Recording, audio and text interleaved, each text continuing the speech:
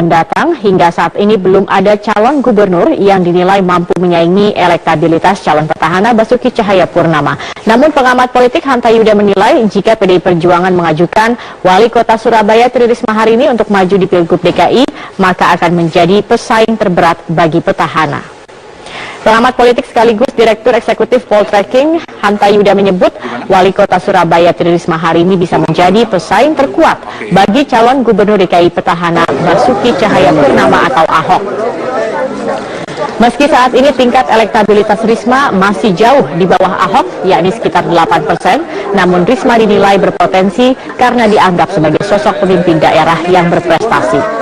Hanta menilai jika Risma sudah resmi menyatakan maju dalam Pilkada Gubernur DKI, maka mesin partai PDI Perjuangan pun dapat bekerja maksimal untuk meningkatkan elektabilitas Risma. Hanta pun memprediksi Risma akan menjadi pesaing Ahok paling kuat dibandingkan calon-calon yang lain. Mungkin dinamis dan berubah, dan tergantung siapa lawannya. Itu kan bergantung siapa lawannya ke depan. Nah, kalau lawannya, kalau saya melihat memiliki personal branding, magnet elektoral yang relatif sama dengan Pak Ahok, di saat yang sama dia memiliki kelebihan dari Pak Ahok, maka dia punya peluang untuk bertemu dengan Pak Ahok. Tapi kalau hari ini ya hasil survei masih Pak Ahok. Pak Bu Risma masih jauh di bawah. Tapi saya membaca prospek Bu Risma relatif terdongkraknya lebih tinggi ketimbang nama-nama lain di penantang Pak Ahok yang sedang bergulir nama. Desa Taman Ahok saat ini menyebarkan posko-poskonya untuk dapat meraih dukungan bagi pencalonan Basuki Cahayapurnama sebagai Gubernur DKI periode mendatang. Bukan hanya di pusat perbelanjaan, Taman Ahok juga membuka posko mereka di lingkungan permukiman warga.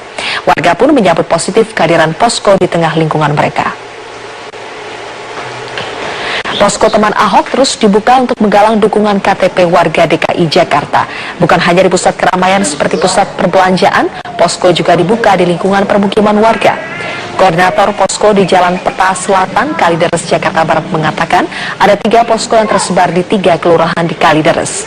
Posko di Jalan Peta sendiri sudah mengumpulkan KTP teman Ahok sejak Juni 2015 lalu dan berhasil mengumpulkan 6.000 KTP. Saat ini teman Ahok mengklaim sudah berhasil mengumpulkan KTP warga sesuai dengan syarat yang ditetapkan untuk mengusung calon independen. Namun target 1 juta KTP masih terus digalang.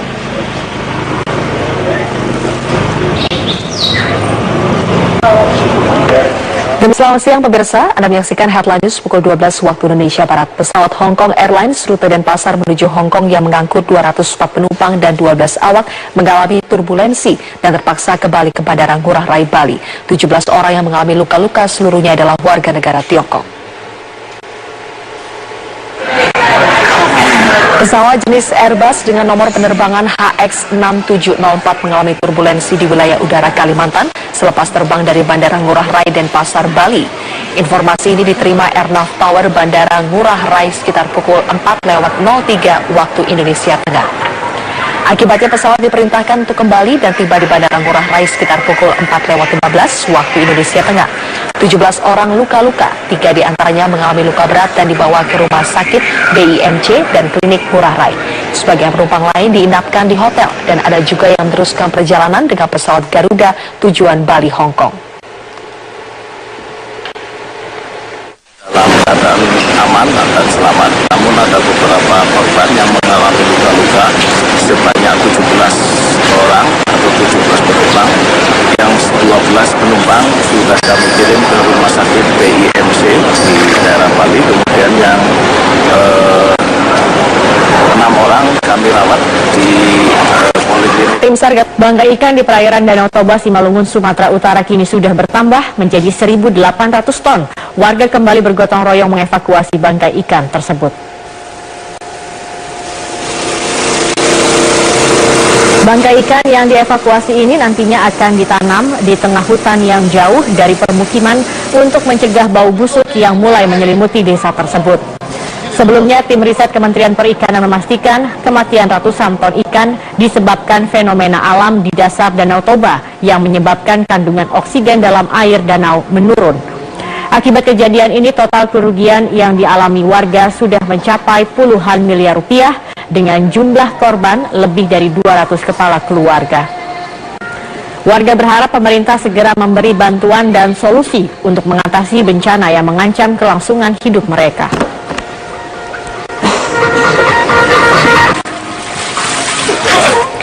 Untuk mengetahui bagaimana situasi arus lalu lintas di sejumlah daerah yang menjadi tujuan wisata, kami langsung bergabung bersama rekan-rekan kami. Ada Syaza Wisastro di Simpang Gadok Bogor, serta ada Patricia Jane di Lembang, Bandung, Jawa Barat. Kami akan bergabung dengan Syaza terlebih dahulu. Syaza, bagaimana arus lalu lintas menuju puncak sore hari ini?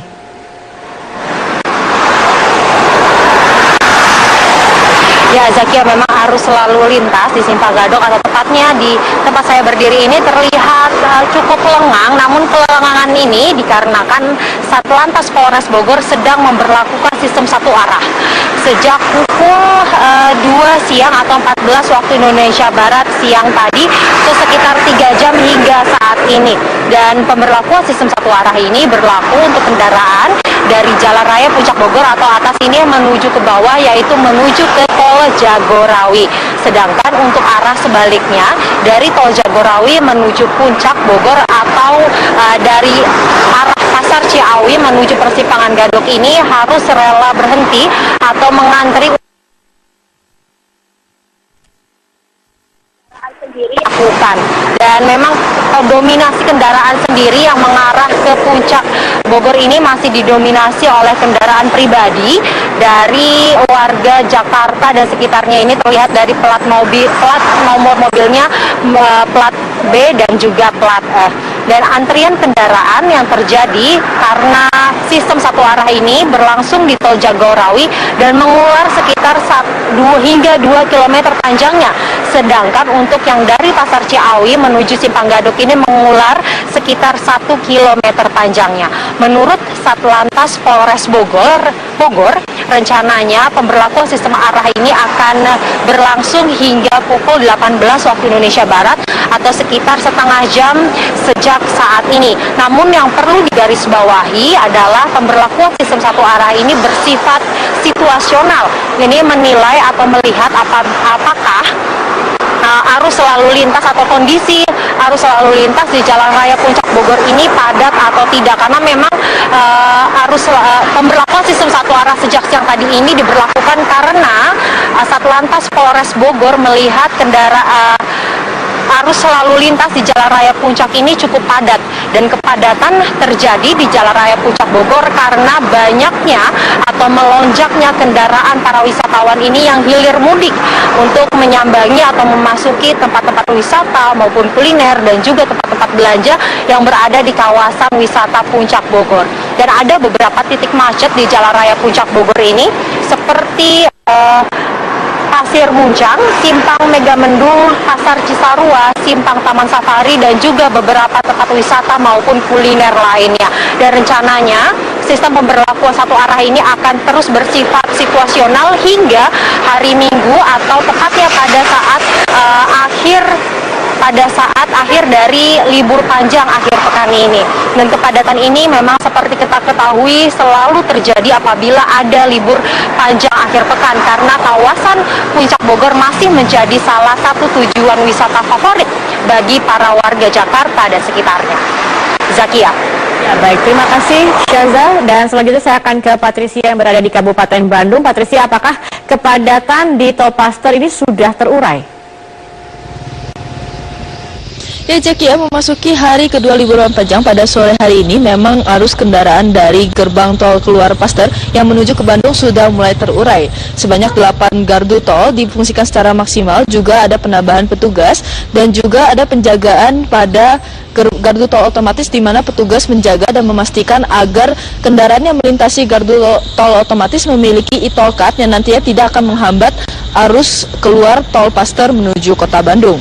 Dan meskipun demikian, kendaraan yang masuk ke kota Bandung masih didominasi oleh kendaraan dari luar kota, yakni dari Jakarta dan Bogor. Dan sebelumnya pihak Jasa Marga telah memberlakukan sistem jemput kendaraan, yakni memberikan kartu ke tol masuk di pintu masuk tol Paster untuk kendaraan yang ingin meninggalkan kota Bandung dengan melalui tol Paster. Zakia. Patricia, kemudian bagaimana dengan kapasitas penginapan di Lembang? Okupansi hotel di Lembang di sini sendiri sudah cukup padat, di mana hotel sudah pada penuh kamarnya dan hingga akhir pekan nanti tidak ada lagi kamar yang bisa ditinggali oleh pelancong dari luar kota Lembang.